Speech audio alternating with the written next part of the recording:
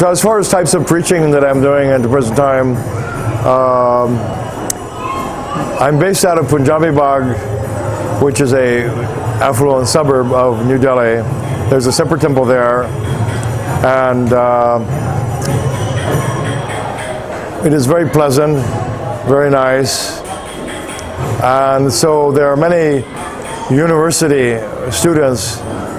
There's a big university preaching program there, probably the third or fourth largest university student preaching programs in the world at our temple. It's a medium-sized temple with about 40 devotees living in young men. We don't have a ladies' ashram. And so I do a lot of counseling of young men, and I give a lot of classes to what's called IYF, ISKCON Youth Forum. I go to the classrooms sometimes, but mainly I do seminars when the students come to the university, from the university, come to the temple. Sometimes I do mini seminars in my room also. So one of my specialities is youth preaching, and then next congregational preaching. Then when I travel,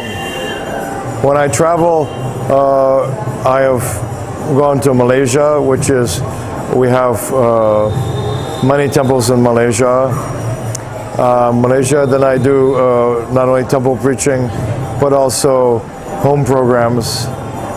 And from Malaysia, I go to Bali. Bali is in Indonesia, very beautiful place, wonderful devotees. I do home programs and temple preaching there. Average audience is about 60 people. And this year I went also to Thailand for the first time and did a tour of Thailand. So all in all, I recently concluded a 2-month tour. Then last year I did a month-and-a-half tour of South India also. Not all, but our major temples, mainly along the coast route of South India. And there it is, both temple instruction classes, and I did a university program there also in Visakhapatnam.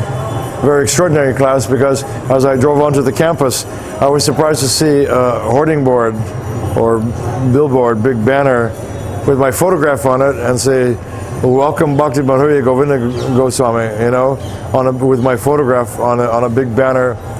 And so I did a program there in front of 300 students.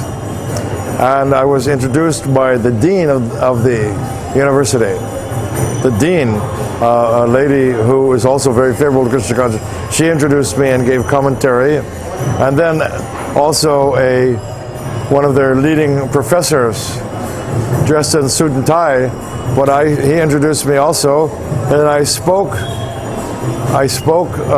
Then this professor returned to the dais after me. Dais means the teaching stand, and from the dais he was repeating what he said he was preaching nicely. He was repeating very nicely what I said and adding his own flavoring to it. Importance of Bhagavad Gita in front of 300 students. They were listening with what's called rapt attention. I mean, full attention, And so that kind of preaching, is available. So I excel in that kind of preaching.